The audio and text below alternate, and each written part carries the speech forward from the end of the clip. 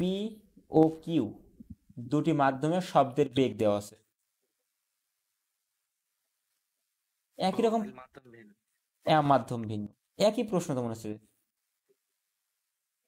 দুটি মাধ্যমে বলেছে না, আগেটাও তো তাই ছিল।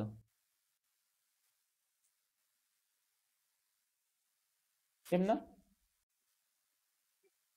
হ্যাঁ সেমই প্রশ্ন, শুধু এবার চেয়েছে কি এই যে তরঙ্গ দৈর্ঘ্যের পার্থক্য সেম দেওয়া।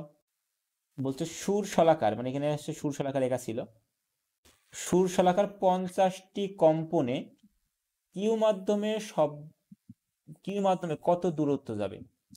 আচ্ছা, প্রশ্ন কি বলছে বুঝতে পারছো?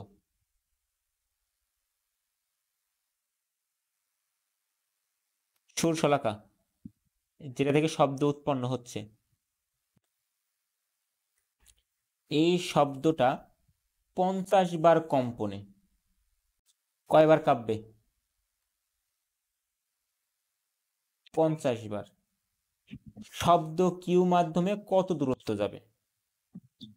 আচ্ছা 50 বার কাঁপার অর্থ কি?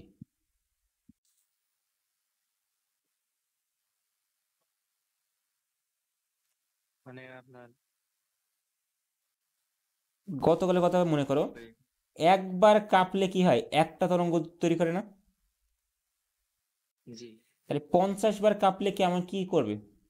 50টা কম্পন তৈরি করবে, এই তরঙ্গ তৈরি করবে। জি আচ্ছা তুমি যদি কোনোভাবে একটা ল্যামডা জানতে পারো, মানে একটা কম্পনে যতটুকু যাচ্ছে ওর সাথে 50 গুণ করলে কি 50 বার কম্পনে কত দূরত্ব যাবে বের করতে পারবো? জি জি। ও আচ্ছা, কত কি? মানে সেমই তো হয়। জি, ল্যামডা তো ফিক্সড। জি তার মানে আমি কি বলতে পারি যে আগের প্রশ্নে যে ল্যামডা কিউ মাধ্যমে বের করেছি তার সাথে 50 গুণ করলে আমি অ্যান্সার পেয়ে যাবো। জি ল্যামডা কিউ এর মান কত পাইছিলাম? 0.7 মিটার। 0.7 ইন্টু 50 মানে কত, 5×7=35। 3.5 না 35 হবে না, হ্যাঁ 35 হবে। জি বলতে।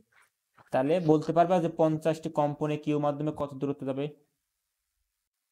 জি ওকে, তো সেম প্রশ্ন নতুন একটা মাত্রা জুড়ে দিছে এতটুকুই কাছাকাছি।